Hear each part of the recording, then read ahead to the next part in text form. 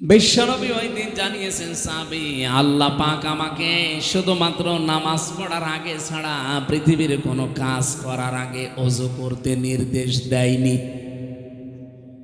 এখন আপনি বলেন, নামাজ পড়ার আগে ওযু করতে নির্দেশ দিয়েছেন কে? কোরআনে কারিমের সূরা মায়েদার ৭ নম্বর আয়াতে পাবেন, ইয়া আইয়ুহাল্লাযীনা আমানু ইযা কুমতুম ইলাস সালাতি ফাগসিলু ওয়ুজুহাকুম ওয়া আইদিয়াকুম ইলাল মারাফিক ইলা আখিরি আয়াত। ঈমানদারেরা, যখন নিয়ত করো যে নামাজে দাঁড়াবো, তখন কি করো? ওযু করো। বলেন বলেন। এখানে ওযুর কয়েকটা ফরজ দেওয়া আছে, 4টা। আমার যেহেতু এইটা উদ্দেশ্য না, আমি বোঝালাম যে পৃথিবীতে শুধুমাত্র ওযু করা লাগবে, মাস্ট বি। কিসের আগে? আরো জোরে। নামাজের আগে যদি ওযুর ব্যবস্থা না থাকে, এমন কোনো অসুখ আপনার পানি ধরলে রোগটা বেড়ে যায়, ওই অবস্থায় যদি মাসের পরে মাস, বছরের পরে বছর চলে যায়, তারপরও আপনাকে ওযু করার দরকার নেই, তাইমম করেই নামাজ হবে। হবে না? তাইমমের ব্যবস্থাও নেই। এমন একটা জায়গায় আছে যে তাইমম করবেন, তাইমম করার জন্য যে জিনিসগুলো লাগে, পবিত্র মাটি জানিয়ে, এগুলো একটাও নেই। এমন এমন জায়গায় আপনি আছেন যেখানে এগুলোর একটাও পাওয়া যাচ্ছে না। কি করবেন? মাটিও নেই, পানিও নেই, নামাজ তো ফরজ পড়তেই হবে। এত গুরুত্বপূর্ণ বিধান এটা। আমি 1 সেকেন্ডে বলি, কোন মহিলার যদি সন্তান পৃথিবীতে আসার সময় হয়, নবীজি বলেন, যদি সন্তানের মাথা দেখা যাচ্ছে, নামাজের সময় হয়ে গেছে, তোলার ভেতরে এই সন্তানের মাথাটা বিছিয়ে দাও, ওই মহিলাকে বলো যে নামাজ পড়ো।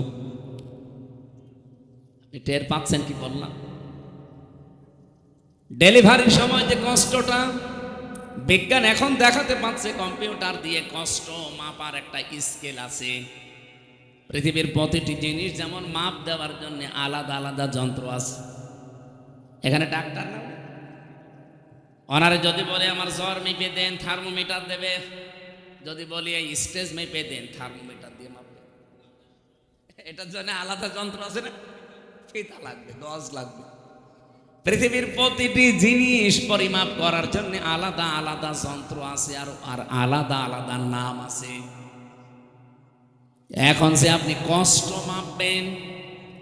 মাপবেন কি দিয়ে? দাড়ি পাল্লা দিয়ে। কি দিয়ে? স্কেল দিয়ে। এটার জন্য আলাদা একটা যন্ত্র আছে।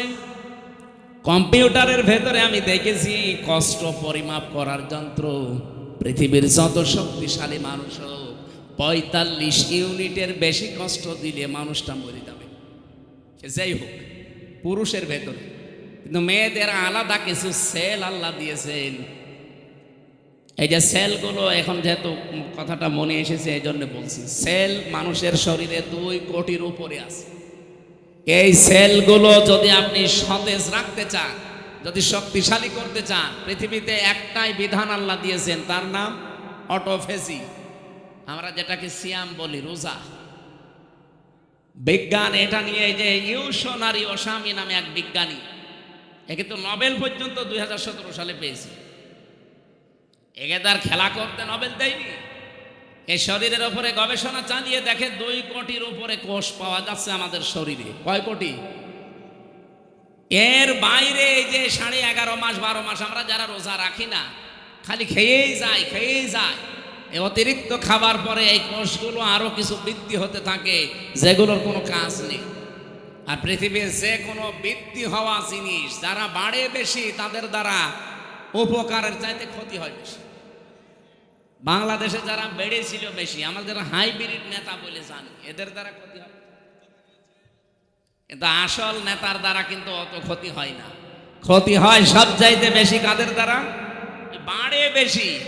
ফসলে আপনি সার দিয়েও ফসল হয়, আর আগাছা সার দেওয়া লাগে। 14 বার করে কেটে তারপরে দেখা যাচ্ছে ও ফসলের উপরে চলে যাচ্ছে। আমাদের যে 2 কোটি কোষ, এটা আমাদের শরীরকে সুস্থ রাখার জন্য, সবল রাখার জন্য। বাকি কোষগুলোর কাজ কি? ওগুলো যখন বৃদ্ধি পায়, তখন আসল কোষ যেগুলো দুর্বল হয়ে যায়। বিজ্ঞান উনি দেখাচ্ছে ইউশনারিয়স, আমি জাপানে বাড়ি লোকটা, উনি দেখাতে কি আসান আছে মানে, ওরে আল্লাহ আমার তো সময়ের দিকে খেয়াল নেই দেখছি। এই তথ্যটা বলবো না শেষ করে দেব? এটা তো বলা দরকার। আমি 8টা পর্যন্ত সময় নিয়েছিলাম, তো 8টা তো বাঁচতে বেশি সময় নেই। আর একটু একটু থাকবেন না, এখানে নামাজ পড়ে যাবেন ভাইরা, যেহেতু মসজিদ এখনো হয়নি, আপনাদের মসজিদ হচ্ছে, আর এলাকায় অন্য ধর্মের মানুষরা বেশি, আপনারা এখানে নামাজ পড়ে যাবেন। আমি খুব তাড়াতাড়ি করছি ইনশাল্লাহ। এই যে দেখলেন, এই ছেলে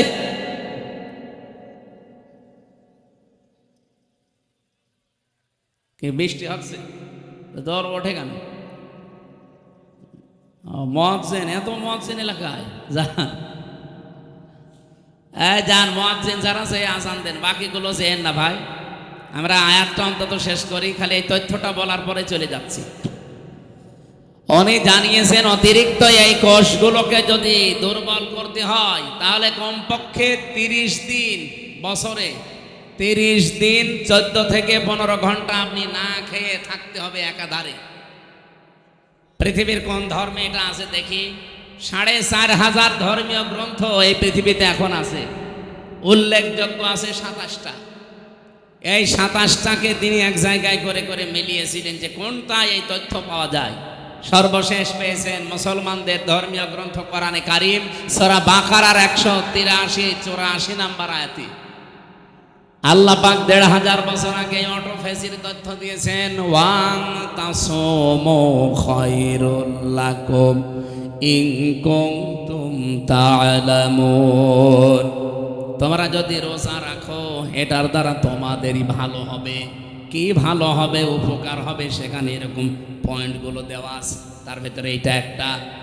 অতিরিক্ত এই কোষগুলো আস্তে আস্তে যখন আপনার শরীর থেকে দুর্বল হয়ে যাবে, আসল কোষগুলো তখন শক্তিশালী হবে।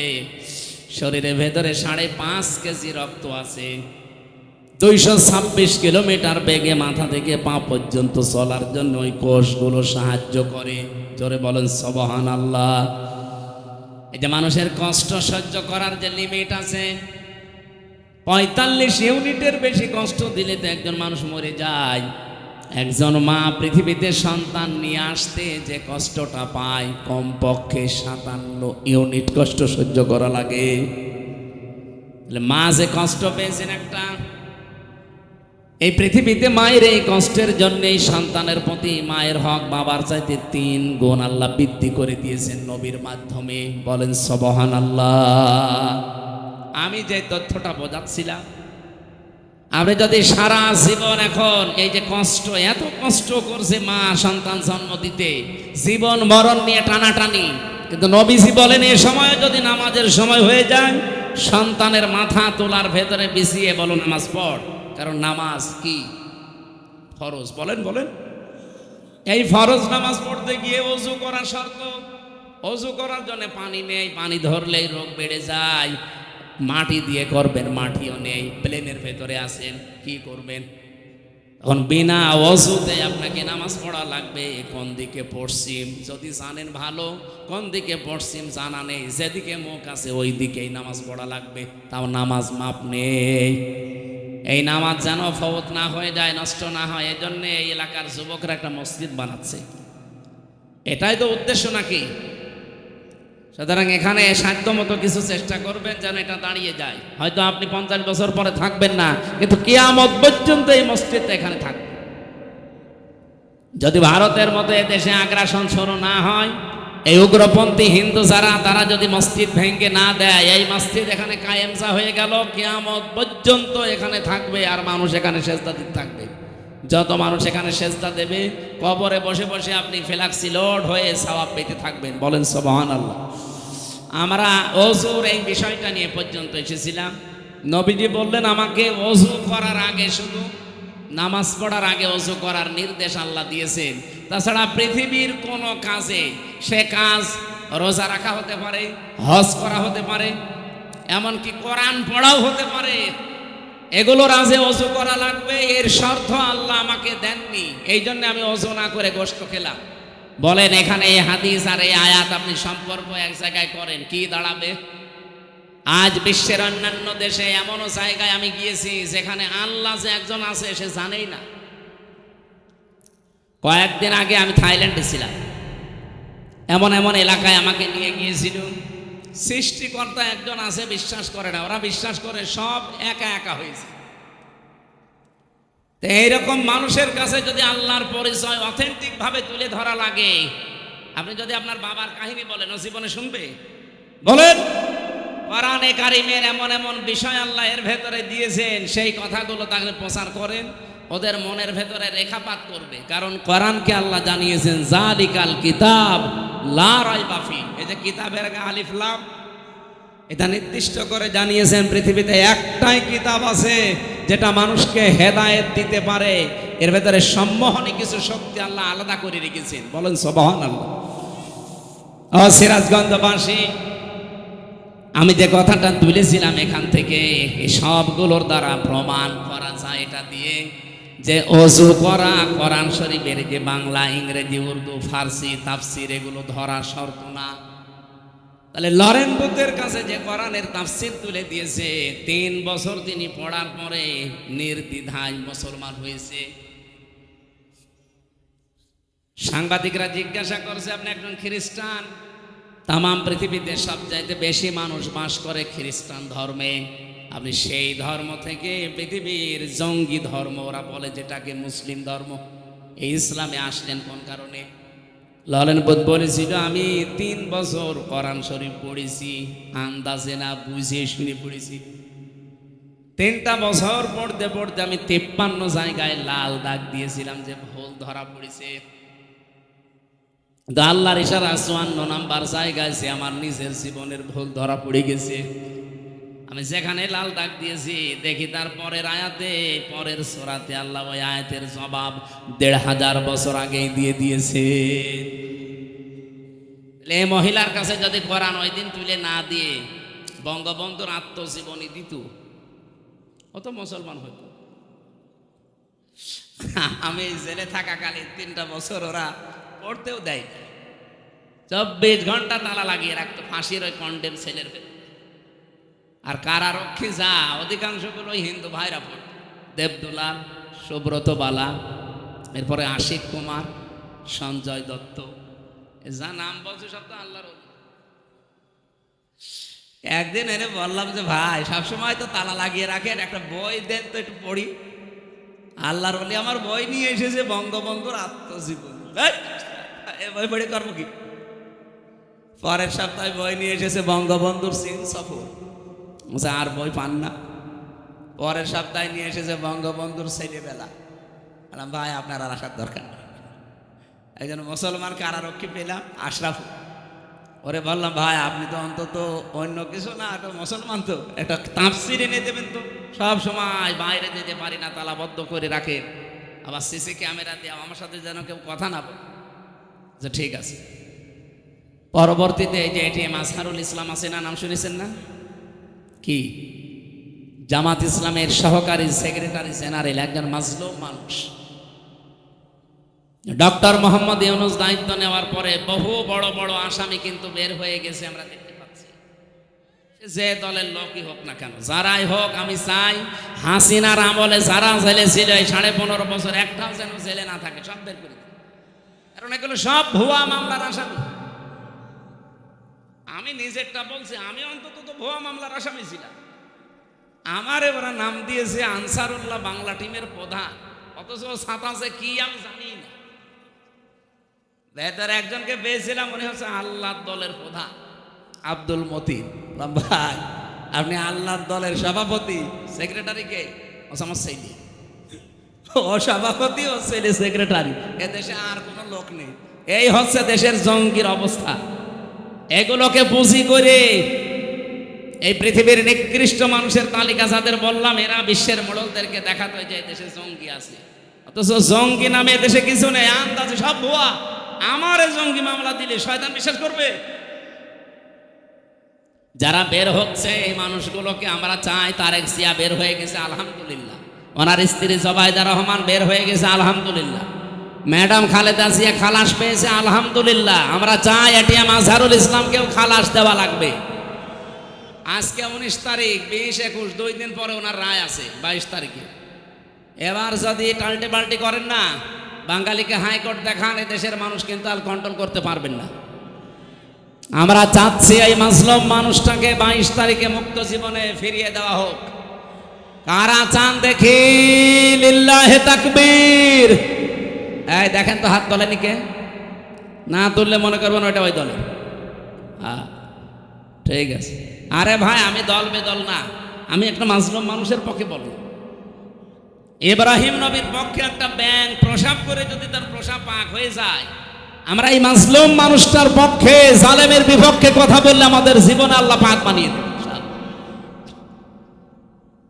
ওনারে বললাম যে আপনি এটিএম আসারুল ইসলামের বলবেন যে আমির হামজা বই চেয়েছে, তাফসির চেয়েছে, দেখবেন দেবে। উনি 2টা তাফসির পাঠিয়েছিল, ফি জিলালিল কোরআন, তাফহিমুল কোরআন। এ পৃথিবীতে 2টা তাফসিরকে আমি সবচাইতে বেশি পছন্দ করি, ভালোবাসি। আল্লাহ এই 2টাই মিলিয়ে দিয়েছে। সুবহানাল্লাহ। সম্মানিত ভাইরা, আমি যে কথা তুলেছিলাম, তাফসির ওই মহিলাকে না দিলেও মুসলমান হতো না, অন্য কিছু দিলে জীবনও মুসলমান হতো না। কোরআনের ভেতরে আল্লাহ যে সম্মোহনী শক্তিটা দিয়েছেন, এটা পৃথিবীর কোনো কিতাবে দেয় আছে না? নেই। কারণ অন্যান্য কিতাবের কাছে গেলে আপনি আরো গোমরা হবেন। আপনি এখন ইনজিলের কাছে যান, আসলে ইনজিল নেই, এই জন্য ইনজিল পড়লে আপনি আরো খারাপ হবেন। তাওরাতের কাছে যান, তাওরাত আসলটা নেই, ওটার কাছে গেলে আপনি আরো খারাপ হবেন। শুধুমাত্র এইটার যেহেতু কোনো পরিবর্তন হয়নি আর কিয়ামত পর্যন্ত হওয়ার সম্ভাবনা, সুতরাং এইটার কাছে সবাইকে আসার আহ্বান জানাচ্ছি। আজকে বাংলার জামাত ইসলামী কুষ্টিয়া জেলা শাখার ওলামা বিভাগের উদ্যোগে প্রায় 650 আলেম এক জায়গায় হয়েছিল। ডক্টর খলিলুর রহমান মাদানী হাফিজাহুল্লাহ উনি এসেছিলেন। সবাইকে আহ্বান জানিয়েছে যে বাংলাদেশে যারা আমরা কথা বলি, অন্তত 8-10 মিনিট যেন কোরআন শিক্ষার গুরুত্ব কি, কোরআনের আশার গুরুত্ব কি, এটা আমরা জানাই। আমি সেটার জন্য টাচ দিলাম। দল মত নেই, কোরআন শরীফ শুধু মুসলমানদের জন্য না ভাই, সবার জন্য। এই জন্য যারা আছেন, আরবি টু আরবি যদি বাদ দেন, শুধু তাফসিরের কাছে আসেন, এটা পড়েন, দেখেন আপনার জীবন পরিচ্ছন্ন হতে বাধ্য যদি আপনার শুধু একটু মন থাকে। গিরিশচন্দ্র সেনের মন ছিল না, ও তাফসির লেখার পরও হেদায়েত পায়নি। তা আপনার যদি একটু হালকা মন থাকে, যশোরের অধ্যাপকের মতো, আপনি 3 মাসের ভেতরে দেখবেন এই পৃথিবীর শান্তির ধর্ম মুসলমান, ইসলাম এর ভেতরে চলে আসবে। আল্লাহ সেই কোরআনে কারিম থেকে 6666টি আয়াত, এটা প্রসিদ্ধ, 6236টা আয়াত, এটা বিশুদ্ধ। আমরা মাত্র একটা আয়াত পড়েছি, সূরা আহকাফ আয়াত নাম্বার 14, 15, 2টা আয়াত পড়েছি। এই 2টা আয়াত সামনে নিয়ে তাফসীর আকারে কিছু কথা বলতে চাচ্ছি, যেহেতু অনুষ্ঠান আরেকটা আছে তো। আর এখানে 8টা পর্যন্ত সময় নিয়েছিলাম, আমি গুরুত্ব বোঝাতে যে সময়টা ক্ষেপণ হয়ে গেছি। আপনারা আরেকটু থাকবেন না? আউযু বিল্লাহি মিনাশ শাইতানির রাজিম। বিসমিল্লাহির রহমানির রহিম। ইন্নাল্লাযীনা ক্বালু রাব্বুনাল্লাহু সুম্মা ইসতাকামু ফালা খাউফুন আলাইহিম ওয়ালা হুম ইয়াহজানুন। সাদাকাল্লাহুল আযীম। আহকাফ একটা পাহাড়ের নাম। কিসের নাম? আল্লাহ পাক এখান থেকে মাত্র একটা আয়াত, 14 নম্বর আয়াতটা আপনাদের সামনে পড়েছি।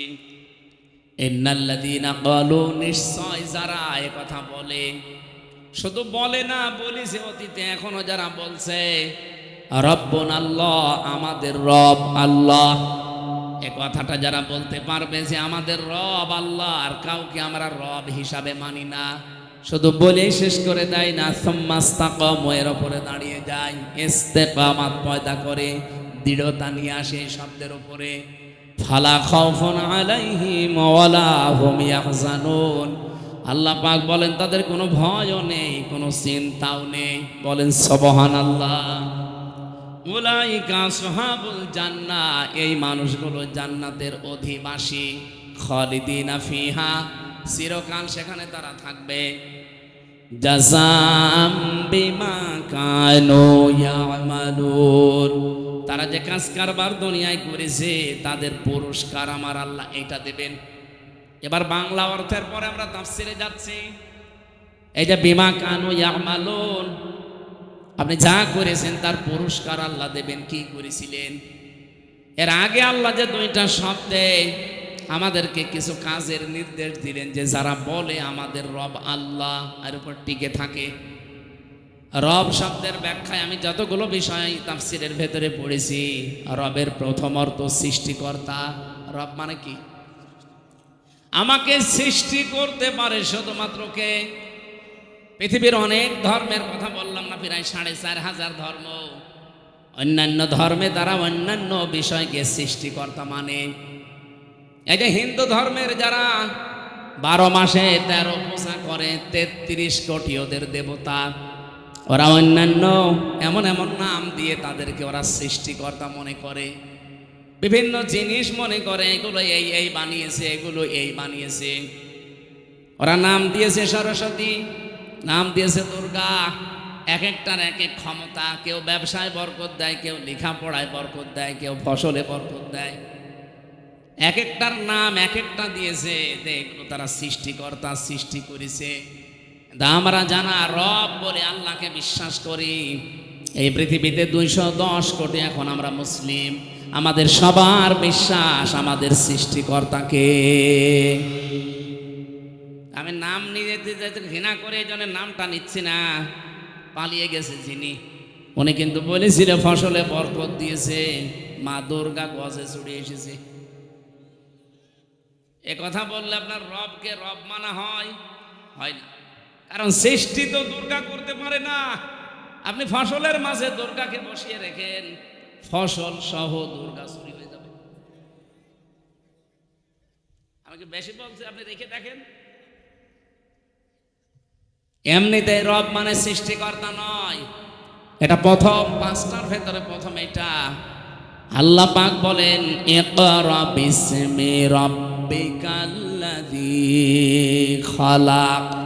পড়ো তোমার ওই রবের নামে যিনি তোমাকে বানিয়েছেন। তাহলে সৃষ্টি করার একচ্ছত্র মালিকানা দুর্গার, হবলের, সরস্বতীর, কার? এটা আমরা বিশ্বাস করি। তো পৃথিবীর কিচ্ছু কেউ সৃষ্টি করতে পারে না, শুধু ওটা রিফাইন করতে পারে, একটার সাথে মিলিয়ে আর একটা বানাতে পারে। কিন্তু আসল যিনি বানিয়েছেন সর্বপ্রথম তিনি কে? এই যে মডেল ছাড়া যিনি বানান, এই জন্য তাকে সৃষ্টিকর্তা বলা হয়। হযরত ইব্রাহিম আলাইহিস সালাম এই শিরিক থেকে জাতিকে মুক্ত করার জন্য যে ঘোষণাটা দিয়েছিলেন শব্দের মাধ্যমে, ওইটা এইটা, ইন্নী ওয়াজ্জাহতু ওয়াজহিয়া লিল্লাযী ফাতারাস সামাওয়াতি ওয়াল আরদা হানিফা। তিনি বলেছিলেন আমার এই চেহারা আমি ঘুরিয়ে দিলাম ওই রবের দিকে। কোন রব? যিনি আসমান আর জমিনের উদ্ভাবক। এই যে ফাতারা মানে যিনি আসমান আর জমিন দেখে দেখে বানাননি, কোন রকমের মডেল ছাড়া, আকৃতি ছাড়া নিজের জ্ঞানে বানিয়েছেন। এইটার নাম সৃষ্টিকর্তা। আমি একটা জিনিস দেখে আর একটা জিনিস এটা বানালাম, এটার নাম কিন্তু ফাতারা না, এটার নাম খলাক না। তার আলাদা আরবি আছে। কিন্তু কেউ যদি কোনো আকৃতি ছাড়া, কোনো মডেল ছাড়া একটা জিনিসকে তৈরি করে, যেমন আমার আল্লাহ পৃথিবীর সব কিছুকে আলাদা আলাদা বানিয়েছেন, একটা দেখে আর একটা। বলেন বলেন, আমাদেরকেও আল্লাহ ঠিক ওইভাবে একটার সাথে আর একটা জীবনেও মিলবে না। আপনি মনে করছেন না হামজার এই যে অধ্যাপক সাহেবের চেহারা মনে হচ্ছে একই? কে বলেছে? কিয়ামত পর্যন্ত এই পৃথিবীতে হামজার সাথে আর কোনো মানুষের চেহারা মিলছে না। তার ভেতরে 13 নাম্বার কায়দা এটা, যে আপনি কোনো আয়াতের তাফসির যদি করতে চান, আগের আয়াত পরের আয়াতের সাথে সম্পর্ক। এই যে আজকের তেলাওয়াত কিন্তু আয়াত, এর আগের আয়াত পরের আয়াতে কি আছে আমি আগে ওইটা বলবো। হ্যাঁ, আন্দাজে যদি আয়াতের ব্যাখ্যা করে আপনি কিছুই বুঝবেন না, আর আমি নিজেও বোঝাতে পারবো। এই জন্য সম্পর্ক কি আছে একটার সাথে আর একটা, এটা আগে জানা লাগে। এটা তাফসিরের মূল নীতি। না বললে, আর এখানে মনে হয় এগুলো বলে লাভ হবে, কারণ এখানে যে মানুষ বসে আছে এদের পেটে বোম মারলেও আল্লাহ কি বের করবে আল্লাহ জানে। তারপরও যেহেতু স্যারের মতো অনেক শিক্ষিত মানুষ আছে, আমি তাদের জন্য এই পয়েন্টটা বললাম। তাফসির করার মূল কিছু নীতি আছে, উসুলে তাফসির বলা হয়। এই আয়াত দিয়ে যদি আমরা বাংলায় যারা দলিল দিতে চাই, যা এটা কোরআন শরীফ আপনি হিন্দুর হাতে তুলে দেবেন? আরে ভাই, আয়াতের প্রথমে আর শেষের দিকে একটু মিলান। প্রথম আল্লাহ বললেন এটা সম্মানিত কোরআন, এতটুকু শেষ করেননি। ফি কিতাবিন মাকনুন, এটা সংরক্ষিত করা আছে সুরক্ষিত স্থানে। লা ইয়ামাসসুহু ইল্লাল মুতাহহারুন, পবিত্র নিষ্পাপ ফেরেশতারা ছাড়া যেটাকে স্পর্শ করে না। তানজিলুম মির রাব্বিল আলামিন, যেটা নাজিল হয়েছে কার কাছ থেকে? আর আমরা আল্লাহর কাছ থেকে কথা বললেই বুঝি জমিন থেকে না আকাশ থেকে? এ পৃথিবীতে যতগুলো জিনিস নাজিল হয়, নাজিল মানে কি? এক জায়গা থেকে আর এক জায়গায় পড়ে যাওয়া। পৃথিবীতে যত জিনিস নাজিল হয় তার ভেতরে অন্যতম কি বলেন? কোরআন শরীফ। কোরআন শরীফ কেউ কি বলে যে কোরআন নিচ থেকে উঠেছে? কে বলে? নাজিল হয়েছে। কি বলে? এই জন্য কোরআনের 55টা নাম আছে, তার 5টা নাম খুব বেশি প্রচারিত আছে। একটা কোরআন, একটা ফুরকান, একটা কিতাব, একটা জিকির, আর একটা তানজিল। কি বললাম? তানজিল মানে কি? নাজিল হওয়া। এই জন্য যেই জিনিস নাজিল হয় আমরা জানি সেটা এই মাটি থেকে হয় না, সেটা কোথা থেকে হয়? আকাশ থেকে। আর একটা জিনিস নাজিল হয়, তার নাম কি? লোহা। লোহা কিন্তু দুনিয়ায় তৈরি হয় না, কারণ লোহা তৈরি হওয়ার জন্য যে পাওয়ার দরকার, ওই পাওয়ার পৃথিবীর কোনো শক্তির ভেতরে নেই, এটা আকাশে আছে। এই জন্য লোহা আল্লাহ তৈরি করে নাজিল করে। সুবহানাল্লাহ বলতে পারেন নাই? 3 নম্বরে নাজিল হয় আর একটা জিনিস, কি নাম? বৃষ্টি। পৃথিবীতে বৃষ্টি কি তৈরি হয় না নাজিল হয়? আল্লাহ নাজিল করেন। এরকম 7টা জিনিস আছে আল্লাহ নিজে যেগুলো নাজিল করেন। তাহলে এখানে আগের আয়াত পরের আয়াতের সাথে একটু যদি আমরা রিলেটেড সম্পর্কটা দেখি যে না, এই আয়াতগুলো, এই কোরআনের এই কথাগুলো আল্লাহ দুনিয়ার জন্য না, এটা দিয়েছে লাউহে মাহফুজের ওই কোরআন, যেখানে ফেরেশতারা ছাড়া কেউ স্পর্শ করে না। আর একদিকে ফেরেশতারা নিষ্পাপ, আর একদিকে পবিত্র। এখানে কোনো সন্দেহ আছে? তাহলে কোরআন শরীফ একজন মানুষকে আপনি তুলে দেবেন, আর কোনো প্রশ্ন করবেন না। এরকম একটা হাদিস এসেছে, মুসলিম শরীফের হাদিস, হযরতে আলী থেকে বর্ণিত রাদিয়াল্লাহু তাআলা আনহু। এই এদিকে তাকান। নবীজি টয়লেট থেকে বের হয়ে আসলেন। এই গল্প করেন মানে? আমি কি আর কি মারছি? বাইরে যেতে এখনই গিবত করবেন যে কি বললো বুঝলাম না, এক কথা বারবার রিপিট করছি তো এই কারণ। ওনাকে গোশত খাওয়া খেতে দিয়েছে, সিদ্ধ গোশত। নবীজি গোশত খাওয়ার জন্য পাত্রটা হাতে নিলেন, মুখে দিলেন। সাহাবী বললেন, হে নবী, আপনি ওযু করবেন না? ভালো করে শোনেন, এটা বাংলায় বলছি, আরবিতে আছে, বাংলাটা বলছি।